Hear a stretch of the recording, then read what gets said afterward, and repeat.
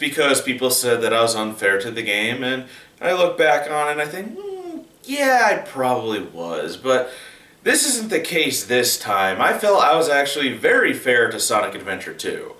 But I'm revisiting this one for a different reason. When I initially reviewed Sonic Adventure 2, I was rather hesitant, as I had originally called it a disappointing game and was met with a lot of hate. I didn't say that it sucked, I just said that it was disappointing, especially for an anniversary title. Sonic Adventure 2 tends to be the favorite game of a lot of the younger Sonic fans, mostly because it was their first. And if you're getting ready to tell me that it wasn't, I honestly don't care. If you're part of that group where it was a different game that got you into the series, then good for you. It's just that there's a large majority of Sonic fans out there that say that Sonic Adventure 2 is the best and it was their first. To which I say, just because it was the first Sonic game you played doesn't mean it was the best. Sonic Adventure 2 was Sonic's 10th anniversary, originally coming out on the Dreamcast in 2001 and the GameCube the very next year, or the same year in Japan. It was developed by Sonic Team USA when they were still around, and it took around 18 months to develop. Depending on the version you'll play, you'll see billboards for soap shoes, sneakers that were designed for grinding down rails. These were removed in the HD re-release as the license expired. They wanted to streamline the gameplay, making it more action-orientated rather than the slower story-driven Sonic Adventure. The graphics are good for their time of release. For 2001 and for the Dreamcast, they're good. The game runs at a smooth 60 frames per second, but since this is the HD re-release, it tends to fluctuate between the original Dreamcast graphics and the GameCube ones. The textures are also very outdated. While it's not that noticeable, Sonic shoes stick out like a sore thumb as they're completely pixelated. It's like the textures never fully loaded. The animation during the cutscenes is abysmal. The characters move like they're drunken marionette puppets, looking like they're about to collapse in on themselves and fall over. While the first Adventure's cutscene animation was bad, but in a cheesy 80s cartoon sort of way, this is like watching Team America, but that was purposely made to look bad,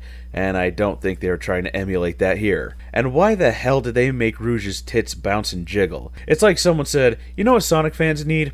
Wank material. The music is great, one of the best soundtracks in the series. However, the English voiceovers are so amateurishly done, almost as if they slapped it together. The characters step over each other's lines constantly, but the Japanese voices don't, which is weird since this game was made in America. You'd think that there'd be no issues or they would adjust the cutscene animation accordingly if they used the Japanese dub first. Secondly, the sound mixing is terrible. The music in the cutscenes is way too loud, often drowning out the characters' English dialogue, which is at a much lower volume. And thirdly, the English voice acting is bad. Really bad. Worse than Adventure 1. The voices for the characters fit them, but the acting is just way below par. Sometimes it sounds like the actors are barely trying. Eggman has one really bad line in the final story where he says, and I'm quoting him here, because I forgot to turn on sound recording when I was going through the game, he says, "Let's get to work." It sounds like he's taking a really huge shit. I could tolerate the bad animation, but the bad sound mixing and voice acting? How do you as a voice director sit there and go, that take where Eggman sounds like he's taking his shit so big it's ripping his ass in half? Perfect. The gameplay is divided into 3 types of stages. Action stages for Sonic and Shadow, shooting for Tails and Eggman, and treasure hunting for Knuckles and Rouge. Sonic and Shadow stages involve moving very fast as you can, running on a linear track with very little platforming, or using the new grinding mechanic. They work pretty well for the most part with the exception of the action button, which is the worst thing they implemented, but more on that in a bit. In the shooting stages, Tails and Eggman control rather slippery, as at times I've fallen off the edge of a platform when turning around. To rack up a high score, you need to hold down the action button, which results in a long, high-pitched beeping sound.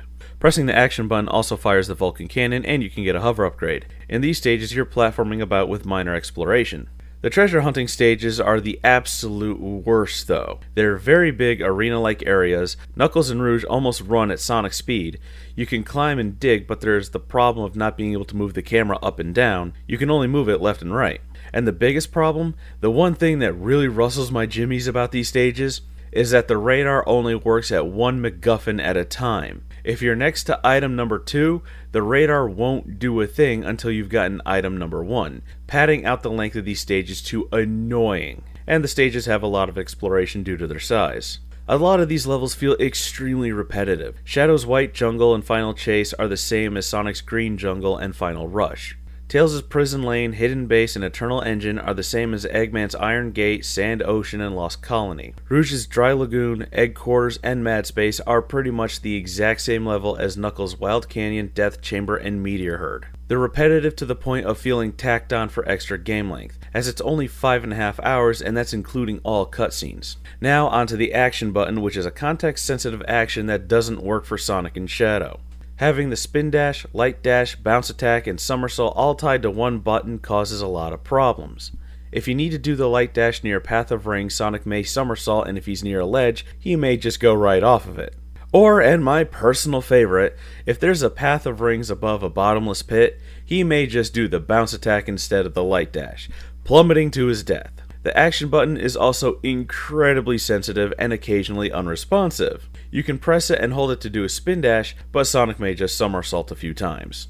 The action button works for the shooting and treasure hunting stages because you're only doing minimal actions, either shooting or climbing and digging, as the context works for them when it should because each action has specific criteria to it. In the shooting stages, the action button shoots and only shoots. In the treasure hunting, if you're on the ground, you're only going to be allowed to attack. To dig, you need to be in the air or climbing on a diggable surface. In the action stages, it doesn't work because you have more actions you can do, resulting in a 50-50 chance of you dying because of the game registering all context-sensitive actions at once for Sonic and Shadow. The light dash can be done on the ground, as can the somersault and spin dash. The light dash can also be done in the air along with the bounce attack. This is a problem because the criteria for the light dash is almost always met when near a trail of rings, but so are the other actions, which can lead to a cheap death. As for upgrades, you'll find these in the stages and they'll give you new abilities or enhance current ones. You'll be able to find 3 Chao boxes.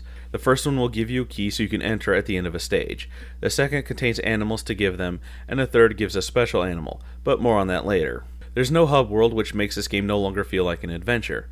There's 30 stages throughout the game, 10 action stages, 6 for Sonic, 4 for Shadow, 9 shooting stages, 5 for Eggman, 4 for Tails, and 9 treasure hunting, 5 for Knuckles and 4 for Rouge, and there's 2 kart racing minigame stages, 1 for each side.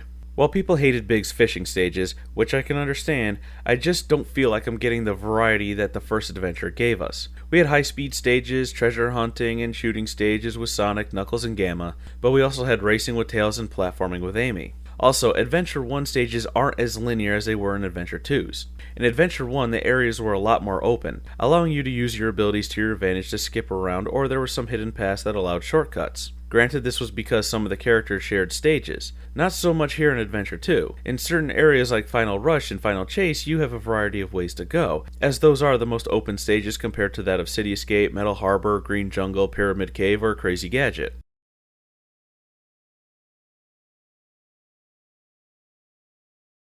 Now, when it comes down to the story, it's written really badly. Any obstacle that the characters face is just easily written off for the sake of convenience. I counted over 50-something things wrong with it in my first review of the game, but I'm not going to do that here. I'm not going through all that again. But I will highlight some of the really big problems. The story is that Eggman awakens Shadow, a project that his grandfather was working on. Shadow steals a Chaos Emerald, but Sonic gets blamed for it, and they all meet up on the Space Colony Ark, which is pretty much a Death Star. Shadow is doing all of this for revenge as his best friend was killed, but chooses not to as he remembers what she said to him, and he chooses to save the planet from Eggman's grandfather's final solution. Some of the big problems are how Sonic got arrested twice. Isn't he supposed to be the world's fastest hedgehog? He's able to run and jump at very high speeds. Why couldn't he get away? And how does Amy Rose get onto the battleship to free Sonic? And why is it a battleship and not a prison facility? Why is it that Eggman has a very conveniently placed space shuttle when he uses a teleporter to get onto the Ark? How does Sonic use Chaos Control, especially with a fake emerald? Why does Eggman insist on not only blowing up Prison Island when he says that they're going to be in and out without being noticed, but why are they on timers instead of being a trigger? Why is Knuckles completely irrelevant for 90% of the story? He only moves the story along 1.5 times. The first time when he has to get the keys to the Death Chamber, and the other half when he uses the Master Emerald to try and stop the Chaos Emerald energy, but that doesn't even work. Why is Rouge helping the bad guys if she's supposed to work for the government instead of trying to stop them from the inside? And why is a jewel thief working for the government? Why does Shadow leave her with the emeralds when she showed intent on stealing them, and even when he outed her as a spy? And at the very end, how is it that Sonic was able to get back onto the Ark but not Shadow? If you're going to bring Sonic X logic into this, don't bother. That's a loose adaptation of the games and therefore a completely separate continuity. Want proof? That little shit Chris Thorndike was made specifically for the show and is more of the star rather than the Sonic characters. And pertaining as to how Shadow got back, yeah, it's answered in his own game. But remember, he was supposed to die as he was a one-shot character, only returning due to his popularity. The story is just poorly written. Characters make stupid choices and any and all obstacles are easily overcome with the magic of plot convenience. Here's the thing. Suspension of disbelief is only going to get you so far before that turbocharged monkey brain of yours is going to flip the table and walk away. So if the gameplay isn't really that good, and the story... what makes this game one of the most popular ones out of the series?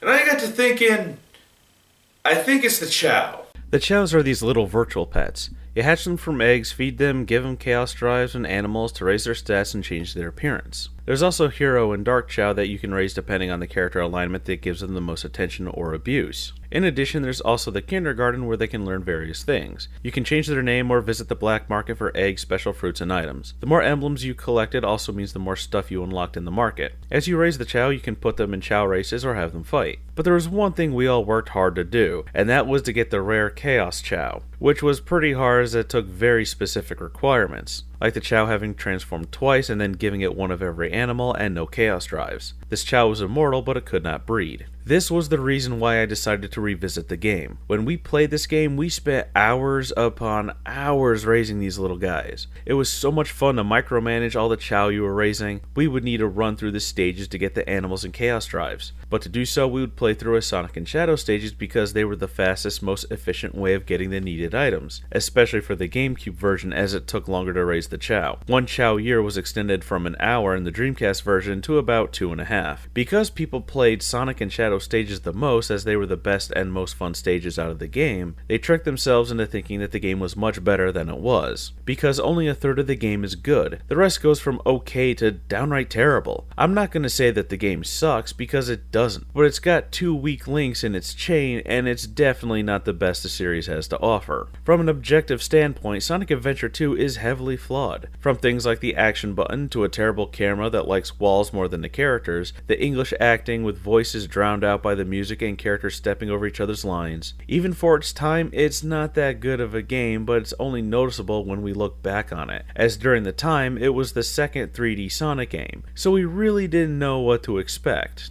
As I stated in my Sonic problem rant, Sonic has flowing styled stages which are much harder to translate over into 3D, rather than Mario's more rigid style of stages. But for all its flaws, Sonic Adventure 2 does give us a larger variety of content than any other Sonic game to date, with more stuff to do like the Chao, a 2-player mode, a kart racing game which sucks, but also 5 challenges per stage. Granted, all the missions were the same, but once you got all 180 emblems, you unlocked a 3D version of Green Hill Zone, which back then was the ultimate achievement.